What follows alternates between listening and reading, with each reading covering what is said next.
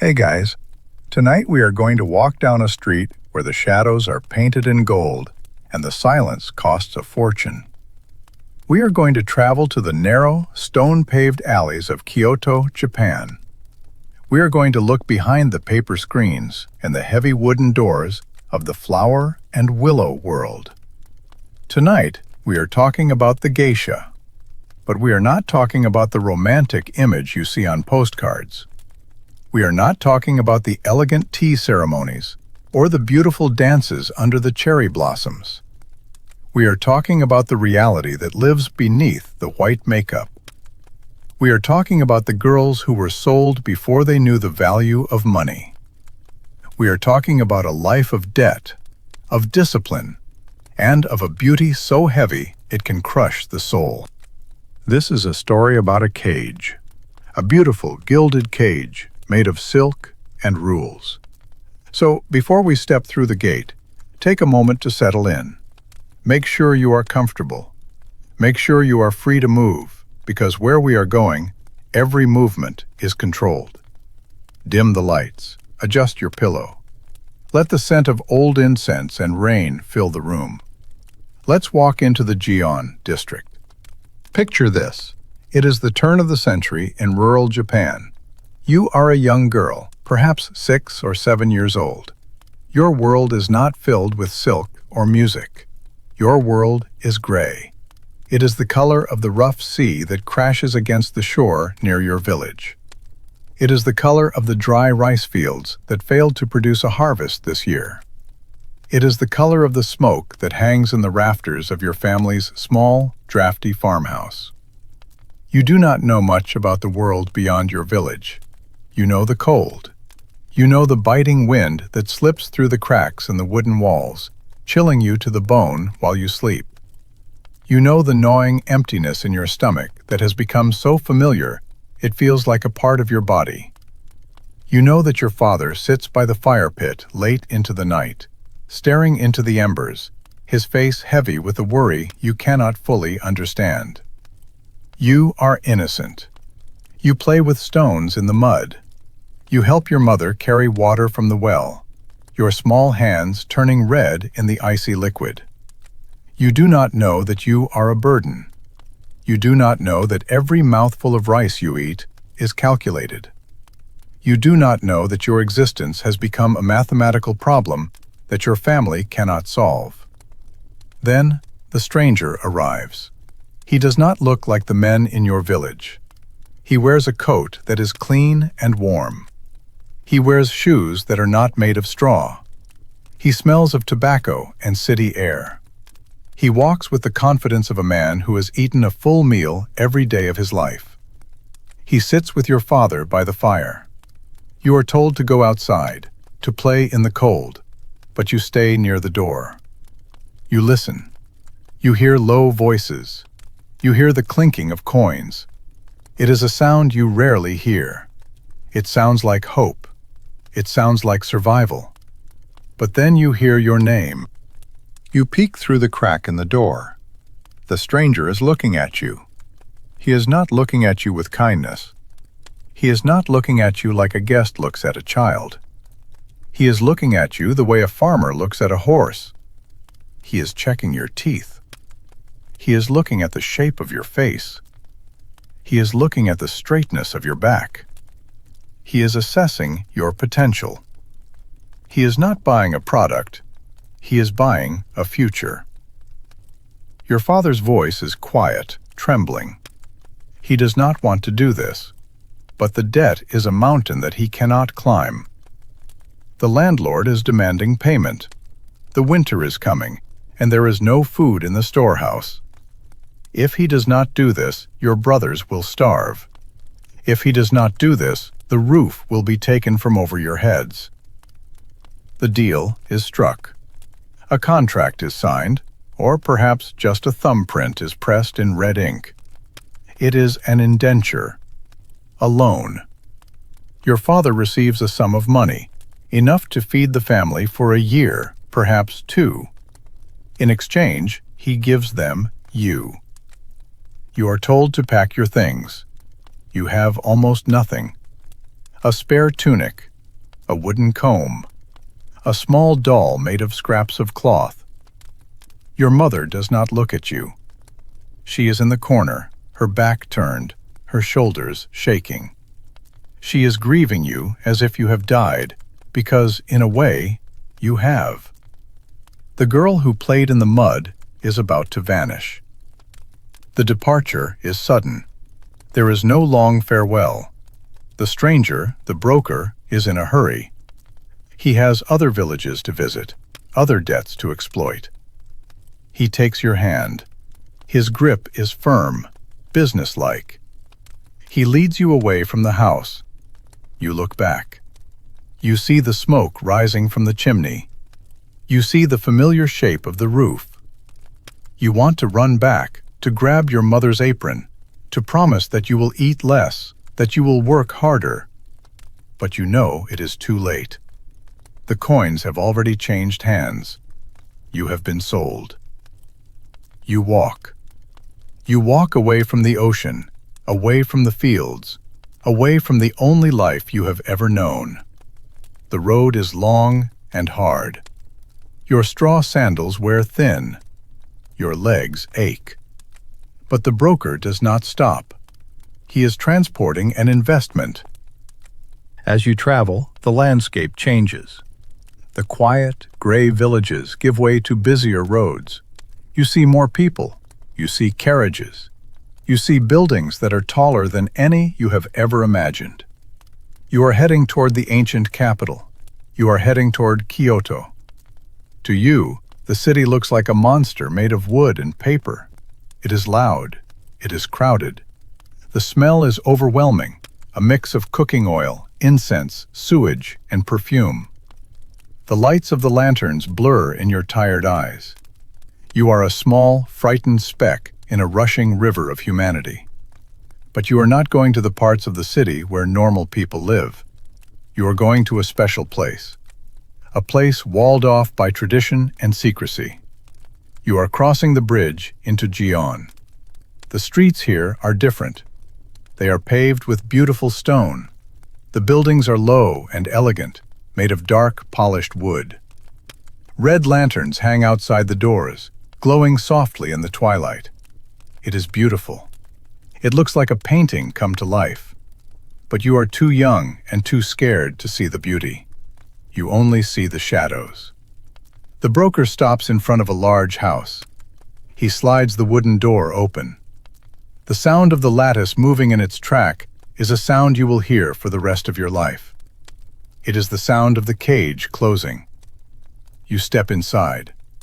The air is warm and smells of tea and old tatami mats.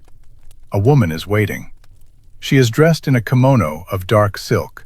Her hair is perfect. Her face is painted white, a mask of calm authority.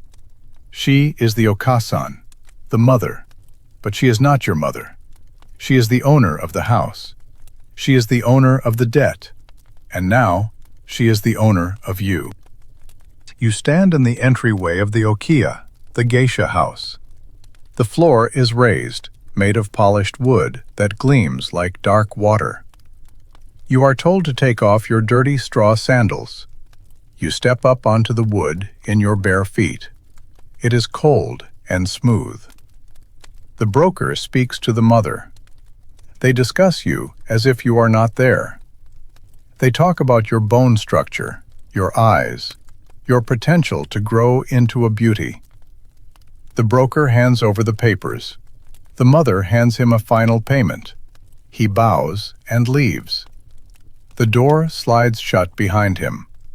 You are alone now. The Okiya is a fortress of women. There are no men here except for the servants who do the heavy lifting and disappear into the shadows. The house is a hierarchy, rigid and absolute. At the top is the mother. Below her are the geishas, the stars of the house, beautiful and distant. Below them are the maikos, the apprentices, with their long sleeves and intricate hair. And at the very bottom, below everyone else, is you. You are not a princess. You are not even a student yet. You are a shikomi, a servant, a slave. Your training does not begin with music or dance. It begins with a rag and a bucket. Your life becomes a cycle of endless, back-breaking labor. You wake up before the sun rises. The house is dark and freezing. In the winter, the corridors of the Okiya are like ice tunnels. You must scrub the wooden floors until they shine. You are not allowed to use warm water. Warm water is a luxury. It is for the geishas, for the guests. You use water straight from the well, icy and biting. You dip your rag into the bucket. The water stings your hands. You wring it out and begin to wipe the floor, moving on your hands and knees. Back and forth, back and forth. The wood must be perfect. If the mother finds a speck of dust, you are beaten. If you are too slow, you are beaten. Your hands change. The soft skin of childhood cracks and splits. You get chilblains, red and swollen sores that itch and burn. Your knuckles bleed into the water, turning it pink. You wrap your hands in scraps of cloth at night, trying to heal them, but the next morning you must plunge them back into the ice. You are the shadow of the house. You wait on the older girls. You help them dress, carrying the heavy layers of silk that weigh more than you do. You run errands in the rain. You carry messages. You empty the chamber pots. You are constantly watching, constantly listening, constantly waiting for an order. You are hungry, but not like you were in the village. Here there is food, but you eat last. You eat the scraps left over from the geisha's meals. You eat quickly, standing up in the kitchen, always ready to drop your bowl if you are called. But the hardest part is not the work. It is the erasure. The mother calls you into her room one evening. She sits on a cushion, smoking a long pipe. The smoke curls around her face, veiling her expression. She looks at you with a critical eye. "The girl from the village is gone," she says. Her voice is not unkind, but it is final. She does not exist anymore. Her name is forgotten. Her past is ashes. She writes a character on a piece of paper. It is an elegant, flowing script. She shows it to you. This is who you are now. She gives you a new name. It is a beautiful name, a name that sounds like flowers or poetry. It is a professional name. It is a brand. You try to say it. It feels strange on your tongue. It feels like a costume. But you must answer to it. If you do not answer instantly, you are punished. If you use your old name, you are punished. You must kill the memory of who you were. You must forget your father's face. You must forget the sound of the ocean. You must forget the feeling of freedom. You are taught to speak differently. The rough dialect of your village is beaten out of you. You must learn the Kyoto dialect, the soft, lilting language of the flower districts. You must learn to say yes in a way that sounds submissive and pleasing. You must learn to laugh without making a sound. You must learn to walk with your knees close together, taking small, sliding steps. The Okiya is a school of perfection, and perfection is painful. You watch the maikos, the apprentices. They are beautiful, like living dolls. But you see them when they come home at night. You see them slump against the wall, exhausted. You see the red marks on their skin from the heavy kimonos. You see the tears they hide from the world. You realize that their beauty is a heavy burden, a weight they carry every moment of every day. And you know that this is your future. If you work hard enough, if you scrub the floors well enough, if you please the mother, you will be allowed to carry that weight too. One night, you are lying on your thin futon in the servants' quarters. The house is quiet. You can hear the distant sound of a shamisen playing in a tea house down the street. It is a lonely, plucking sound. You look at your hands, rough and bandaged. You whisper your old name into the darkness, just once, to make sure you still remember it. But the darkness swallows it. The silence of the house is heavy. It presses down on you. You realize that you are inside the belly of a beautiful beast. You have been swallowed whole. And the only way out is to become beautiful yourself. You close your eyes. You dream of the ocean, but the water in your dream turns into silk, wrapping around your legs, pulling you down, down into the deep, dark blue. This is the beginning. You have left the world of sunlight and entered the world of the willow. You are no longer a child. You are an investment, and the training is about to begin. The floor scrubbing was just to break your spirit. Now they will begin to break your body to mold it into art. You have survived the scrubbing. You have survived the icy water of the floor buckets. You have proven that you can endure the life of a servant without breaking. The mother sees this. She decides it is time for the next phase. You are no longer just a maid. You are a student. You are allowed to step into the practice room. You might think this is a reward. You might think that learning to play music is a relief compared to the drudgery of cleaning. You are wrong. The rag and the bucket were brutal, but they were simple. The art you are about to learn is a different kind of violence. It is a violence that requires you to dismantle your own body and rebuild it into an instrument. You are introduced to the shamisen. It is a beautiful object. The wood is dark and polished, smelling of lacquer. The body is square, covered in skin, cat skin or dog skin, that is stretched so tight it hums when you touch it. The neck is long and fretless. There are 3 strings made of twisted yellow silk. They look delicate. They look soft. But when you press your finger against them, you realize the truth. They are like wire. Your teacher is an older woman, a former geisha whose beauty has faded, but whose discipline is made of iron. She does not smile. She hands you the bachi, the large plectrum used to strike the strings. It is heavy, made of ivory or tortoiseshell. She tells you to play a single note. You press the silk string down against the hard wood of the neck. You strike it. The sound is dull. She strikes your hand with her fan. "Harder," she says. You press harder. The string bites into the soft, uncalloused pad of your fingertip. You strike again. It hurts. "Harder!" For hours, you do nothing but press that string. The silk acts like a saw. It cuts into your skin. It slices through the epidermis, reaching the sensitive nerves underneath. Your finger throbs. You can feel the pulse of your own blood beating against the string. By the end of the first week, your fingertips are raw. By the second week, they are bleeding. You wrap them in tape, but the tape slips. You bleed onto the neck of the instrument. The teacher does not care.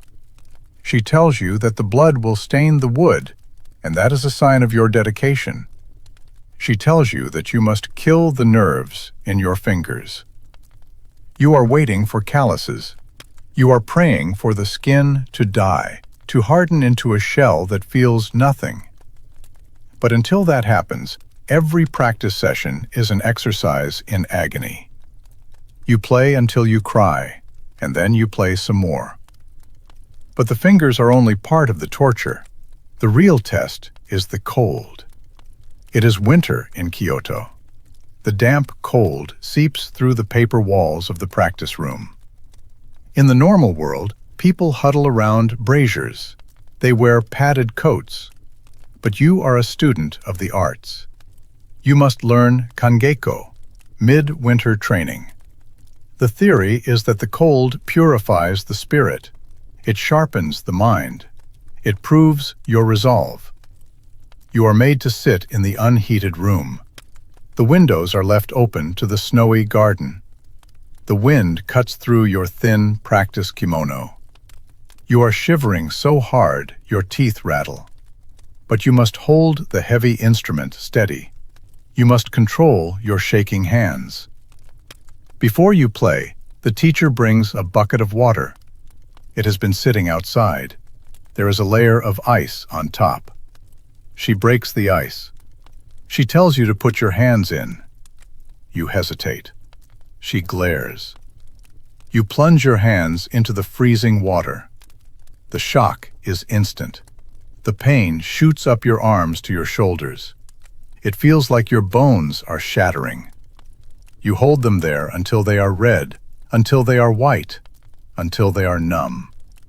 Then you pull them out. You do not dry them. You pick up the shamisen.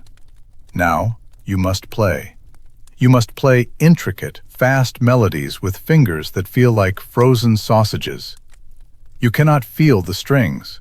You can only feel the dull ache in your joints. You fumble. You miss a note. The fan strikes your knuckles. The pain of the blow on your frozen skin is blinding. You learn to hate the winter. You learn to hate the music. But slowly, terrifyingly, you get better. Your skin hardens. Your tolerance grows. You are learning the first rule of the geisha. The art must look effortless, even when it is physically destroying you. And while your hands are bleeding, your legs are dying. You must sit in seiza, kneeling with your legs folded underneath you, your buttocks resting on your heels. To a Westerner, this position is uncomfortable. To a Japanese person, it is respectful. To a student practicing for hours, it is torture. After 20 minutes, the blood flow to your lower legs is cut off. You feel a tingling, like 1,000 ants crawling under your skin. After 40 minutes, the tingling stops. Your legs go numb. They feel like dead wood. You cannot feel your toes. After an hour, the pain returns. It is a deep, burning ache in your knees and ankles. Your joints are being pried apart. Your muscles are screaming for release. But you cannot move. You must keep your back straight. You must look graceful.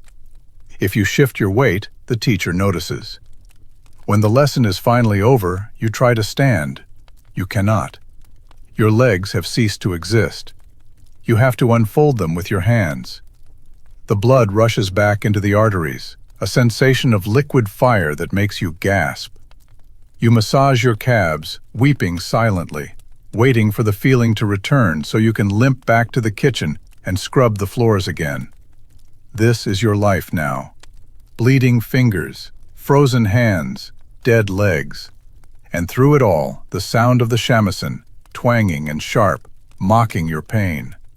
You are being carved into a vessel for music, and the carving takes away pieces of you that you will never get back. The day finally comes when you graduate from the simple cotton robes of a servant.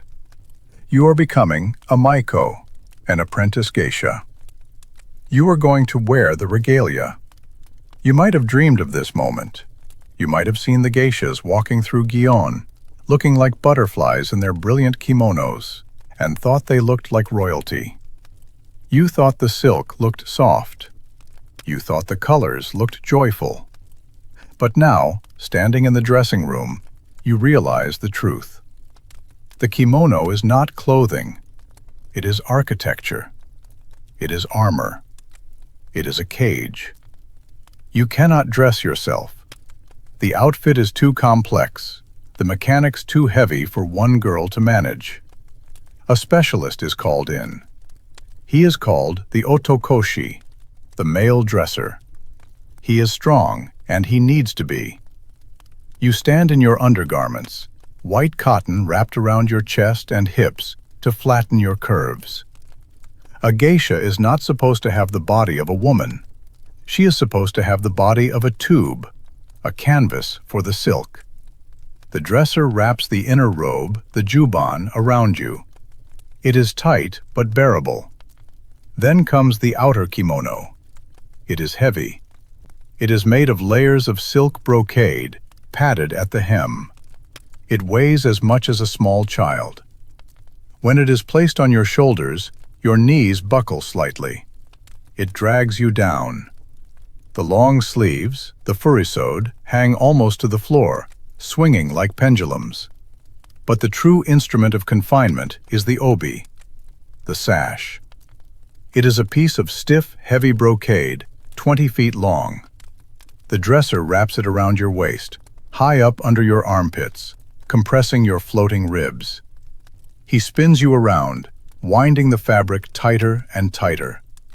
Then, he stands behind you. He braces his foot against your knee or your backside for leverage. He pulls. The air leaves your lungs in a rush. You gasp, trying to inhale, but the fabric does not yield. Your rib cage is locked. You can no longer breathe deeply. You can only take shallow, sipping breaths into the top of your chest. Your internal organs are compressed, pushed down and up, fighting for space. He ties the knot at the back. It is a massive, heavy knot that hangs down almost to your ankles.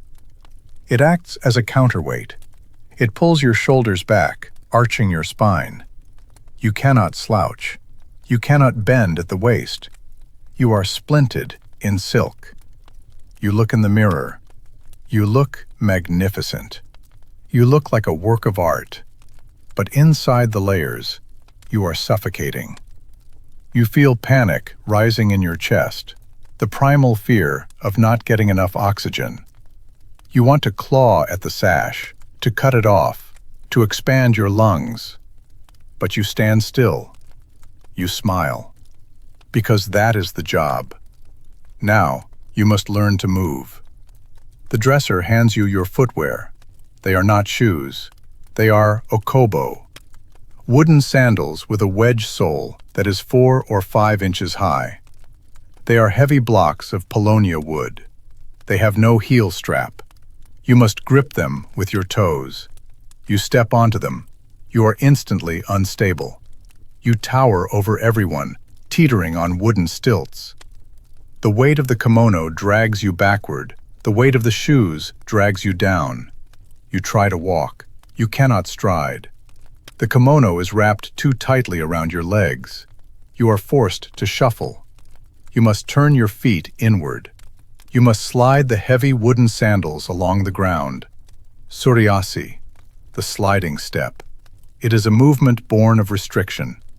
You walk this way not because it is stylish, but because it is the only way you can move without falling over. You have lost your natural gait. You have lost your ability to run. If there was a fire, if there was danger, you would be helpless. You are trapped inside your own clothes. And the restriction does not end when you leave the dressing room. You are a living doll now. You are not allowed to be comfortable. When you sit, you must sit in the formal kneel, the heavy obi digging into your spine. When you eat, you must cover your mouth, taking tiny bites so you do not spill on the silk that costs more than your life. You cannot use the bathroom alone. The layers are too complicated. You have lost your autonomy. You begin to realize that the silk is more important than the girl inside it. The kimono is an heirloom, passed down for generations. It is worth a fortune. You are just the temporary mannequin that holds it up. If you trip and ruin the silk, you are in debt for another 10 years. If you break your ankle, you are replaced. You walk out into the street. The tourists stop and stare. They take photographs. They sigh at your beauty. They see a butterfly floating on the wind. They do not know that inside the cocoon, you are gasping for air. They do not know that your ribs are bruised. They do not know that your toes are bleeding from gripping the wood. They do not know that you are carrying 50 pounds of fabric. You are a prisoner in a gilded cell, bound by 20 feet of brocade, held captive by the very beauty that defines you. You have learned the art of pain, and now you must learn to paint over it. You have mastered the pain of the music. You have accepted the prison of the kimono. But the transformation is not complete. You are still a girl. To become a symbol, you must erase your face. The ritual of the makeup begins in the late afternoon as the light begins to fade from the sky. It takes hours. It is not an enhancement of your features. It is an obliteration of them. You sit before a low mirror in your underrobe. Your hair is tied back tight. The mother or an older sister begins the process. First comes the oil, binsuke. It is a thick, waxy substance, originally used by sumo wrestlers to shape their hair. It smells heavy and sweet.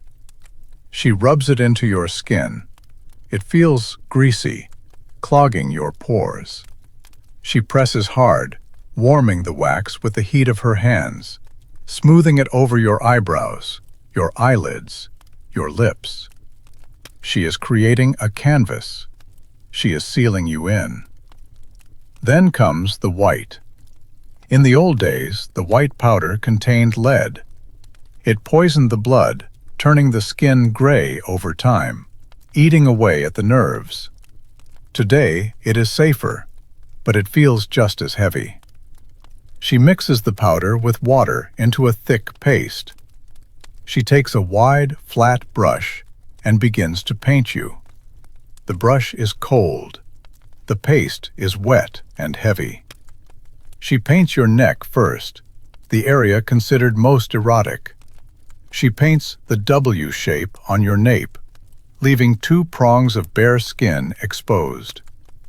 It is a calculated vulnerability, a fake glimpse of flesh in a sea of white. Then she paints your face. She covers your cheeks, your nose, your forehead. She paints over your eyebrows until they disappear. She paints over your lips. As the paste dries, it tightens, it shrinks. You feel your skin pulling taut. You can no longer move your face freely. If you smile too wide, the mask will crack. If you frown, the mask will crack. You are forced into a permanent expression of serene neutrality. Then come the details. She draws new eyebrows high on your forehead, dark and arched. She outlines your eyes in black and red. She paints your lips crimson, but not your real lips. She paints a tiny, perfect bud in the center of your mouth, making it look small and delicate. You look in the mirror. The girl from the fishing village is gone. The servant who scrubbed floors is gone. A stranger stares back at you. She is perfect. She is terrifying. She is a porcelain doll that breathes. You try to touch your face, but you stop. You cannot touch it. If you have an itch, you cannot scratch it. If you sweat, you must dab it carefully, terrified of ruining the surface. And you cannot cry. This is the hardest rule. The life of a Maiko is hard. You are tired. You are lonely. You are often scolded by the mother or the customers. You want to weep, but tears are salt water. They will dissolve the white paint. They will streak the mask. So you learn to cry on the inside. You learn to swallow your sadness. You let it pool in your stomach, heavy and cold, while your painted face smiles at the world. The makeup acts as a sensory deprivation tank. It dulls your sense of touch. It creates a physical barrier between you and the air. You feel insulated, cut off. When men touch your cheek, they are touching the paint, not you. It is a form of armor, yes, but it is also a wall that keeps you lonely. And at the end of the night, when you are exhausted, washing it off is another ordeal. You must scrub your skin raw to remove the wax. Your face emerges red and irritated. You look at your bare skin and it looks strange to you. Naked, plain. disappointing. You begin to feel more comfortable in the mask than out of it. You are forgetting who you are without the white. If the makeup is a mask, the hair is a crown of thorns. The hairstyle of the Maiko is called the Watashinobu, the split peach. It is an architectural marvel of black hair, red silk, and tortoise shell ornaments. It is beautiful, it is iconic, and it is torture. Unlike the older geishas who are allowed to wear wigs, the apprentice Maiko must style her own hair, and once it is styled, it must stay that way for a week. The stylist comes to the house. He is a man with strong hands. He combs your hair with wax to make it stiff and shiny. He pulls hard. He gathers your hair at the crown of your head and ties it so tight your eyes water. He shapes it into loops and arches, securing it with cords that dig into your scalp. The tension is constant. Your scalp burns. Your eyebrows are pulled up. You have a permanent headache, a dull throb that sits behind your eyes. But the real nightmare begins when you try to sleep. You cannot use a pillow. A soft pillow would crush the hairstyle. It would flatten the loops and ruin the expensive work of the stylist. So you must use the takamakura, the high pillow. It is not a pillow. It is a wooden stand with a small, hard cradle for your neck. It looks like a device of torture from a medieval dungeon. You must lay your head on this stand, balancing your neck on the wood, leaving your hair floating in the air. The first night, you do not sleep. Your neck aches. The wood digs into your vertebrae. If you roll over, you fall off the stand. If you move your head, you crush your hair. To teach you to stay still, the mother pours rice or wheat around the base of the stand. If you move in your sleep, your hair will touch the rice. The grains will stick to the wax. In the morning, if there is rice in your hair, you are punished. You must pay for the stylist to come back. You are shamed. So you learn to sleep like a corpse. You lie perfectly still, staring at the ceiling, your neck rigid. You do not dream because dreaming makes you move. You drift in a shallow, exhausted doze. And then, there is the long-term cost. The human scalp is not meant to withstand that kind of tension. The constant pulling, week after week, year after year, takes a toll. The hair follicles are stressed, they weaken, they die. You start to notice it in the mirror. At the crown of your head, where the hair is pulled tightest, the scalp begins to show through. It starts as a thinning, then a small bald patch. It is called traction alopecia. It is the mark of the trade. In the Gion district, it is seen as a medal of honor. It proves how long you have been a Maiko. It proves how much pain you have endured. But to you, a young girl, it is a horror. You are going bald. You are losing your own hair to maintain the illusion of perfection. You look at the older geishas who wear wigs. They have bald spots too, hidden under the nets. It is a permanent scar. Even if you leave this life, even if you run away, your head will carry the mark of the Okiya forever. You touch the spot, gingerly. It is tender. It is the price of the crown.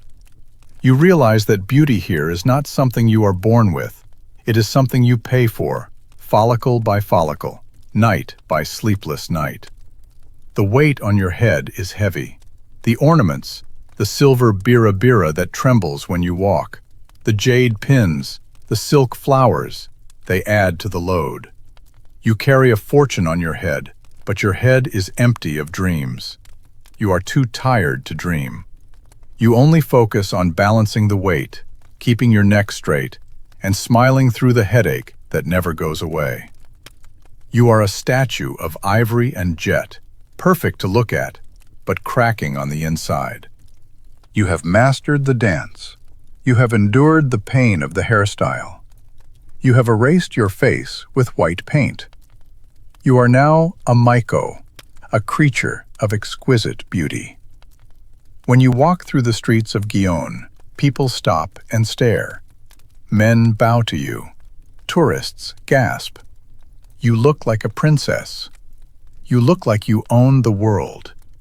But this is the greatest illusion of all. You own nothing. You live in a world of silk and gold, but your pockets are empty. Every kimono you wear, every jade hairpin in your crown, every lesson in tea ceremony, every meal you eat, it is all recorded in a ledger kept by the mother. It is called the debt. It is a living thing. It grows faster than you can work. You thought that by working hard, by becoming popular, you would earn your freedom. But the system is designed to keep you trapped. The more popular you are, the more expensive your kimonos must be to maintain your status. The more you spend, the more you owe. You are running on a treadmill of brocade. And then comes the moment when the debt demands a different kind of payment. You are 15, perhaps 16. You are blooming. The mother calls you into her room. She tells you it is time for mizuage, the hoisting of the water. In the poetic language of the flower world, it sounds gentle. It sounds like a coming-of-age ceremony. In reality, it is an auction. Your virginity is for sale. It is a business transaction, cold and calculated. The mother spreads the word among the wealthy patrons of the district. The bidding begins. Men you have poured sake for, men who have laughed at your jokes, men old enough to be your grandfather, they bid on you. They bid on the right to deflower you. You have no say. You are not asked if you like the winner. You are not asked if you are ready. You are the prize. You sit in your room, listening to the murmurs of negotiation, knowing that your body is being discussed like a piece of rare sashimi. When the night comes, it is not romantic. There is no love. It is a ritual. It is a duty. You lie on the futon, your heart hammering against your ribs like a trapped bird. You stare at the ceiling. You dissociate. You leave your body. You float above the room, looking down at the girl with the painted face, watching as the final piece of her autonomy is taken away. When it is over, the money does not go to you. It goes to the mother. It goes to the debt. You have sold the most intimate part of yourself, and you have bought nothing but a few more months of room and board. After this, you are no longer a girl. You are a woman of the Willow World. To survive, to have any hope of paying off your debt, you must find a dana, a patron. A dana is a wealthy man who pays for your expenses. He pays for your kimonos. He pays your allowance. In exchange, you belong to him. You are his mistress. You must be available when he calls. You must soothe his ego. You must keep his secrets. It is a complex relationship. It is not quite prostitution, but it is certainly not freedom. It is a contract of exclusivity. You are kept. You are a bird in a gilded cage, and he holds the key. You might grow to care for him. He might be kind. He might bring you gifts. But you never forget that the relationship is based on money. If his business fails, if he grows tired of you, he will leave. And you will be alone again, looking for a new owner to pay the bills. You realize that your entire life is defined by men. The broker who sold you, the dresser who binds you, the teacher who strikes you, the patron who buys you. You are a mirror, polished to reflect their desires. You have no reflection of your own. Time is the enemy of the flower. You graduate from Maiko to Geiko. The ceremony is called eri kai, the turning of the collar. You trade the red embroidered collar of the apprentice for the white collar of the professional. Your kimonos become more subtle. You stop wearing the high wooden clogs. You start wearing wigs instead of styling your own hair, which is a relief to your tortured scalp, but a sign that your youth is ending. You are at the peak of your career. You are an artist. You are respected. You are the keeper of the culture. But you are watching the calendar. New girls arrive at the Okiya. They are young. They are fresh. Their skin is tight and glowing without makeup. You see the patrons looking at them with that familiar hunger. You see the mother investing in their kimonos. You are being replaced. The fear of aging in the Gion district is a cold, sharp blade. Every wrinkle is a tragedy. Every gray hair is a disaster. You spend hours massaging your face, applying creams, trying to freeze time. But you cannot stop the seasons. The cherry blossom falls. That is its nature. And you are a cherry blossom. You begin to feel the exhaustion deep in your bones. The years of sleeping on the wooden pillow, the years of kneeling on hard floors, the years of drinking sake until dawn, it all catches up to you. Your liver aches. Your knees creak. Your back is permanently stiff from the obi. You are tired of the silence. A geisha is a vault. You have sat in rooms with the most powerful men in Japan, politicians, captains of industry, yakuza bosses. You have heard them whisper state secrets. You have heard them confess crimes. You have seen them drunk and foolish. But you can never speak. The rule of silence is absolute. You must swallow their secrets just as you swallowed your own tears. You are a repository of other people's darkness. It fills you up, heavy and black, leaving no room for your own thoughts. And then the day comes when you must leave. Perhaps you have finally paid off your debt. Perhaps a patron has bought out your contract. Or perhaps, most tragically, you have simply become too old to be profitable. You retire. The ceremony is quiet. You cut your hair short, symbolizing the end of your life in the Willow World. You pack your few personal belongings. You leave the magnificent kimonos behind. They belong to the house, not to you. You step out of the Okiya. The door slides shut behind you for the last time. You stand in the street. You are 40, perhaps 50. You have no husband. You have no children. You have no skills that are useful in the modern world.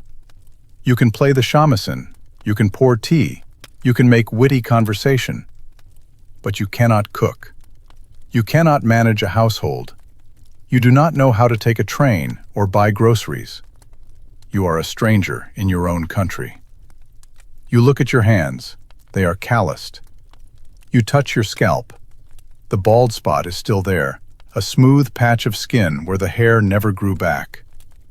You touch your heart. It feels quiet. You realize that the sold soul was not stolen from you in a single moment. It was not taken by the broker or the patron. It was eroded. It was sanded away, layer by layer, year by year, until the girl from the fishing village was gone, and only the painted mask remained. Now, the mask is off, and you must find out if there is anyone left underneath. You walk away from Gion. The lanterns are lighting up for the evening. The sound of music drifts from the tea houses. A new generation of girls is stepping into the cage, smiling their painted smiles. You do not look back. You walk into the ordinary darkness of the night, a falling petal that has finally touched the ground. And now we leave the stone-paved streets of Kyoto. We step out of the shadows of the willow trees. The scent of incense fades. The sound of the wooden sandals dies away. Feel the air around you. It is real. It is not painted. Feel the freedom of your own body. You are not bound by silk. You are not sleeping on a wooden block. You can move. You can breathe. You can speak. Tonight, we walked behind the screen. We saw the price of perfection. We saw that the most beautiful things often cast the darkest shadows. We saw that art, when taken to the extreme, demands a sacrifice of the self.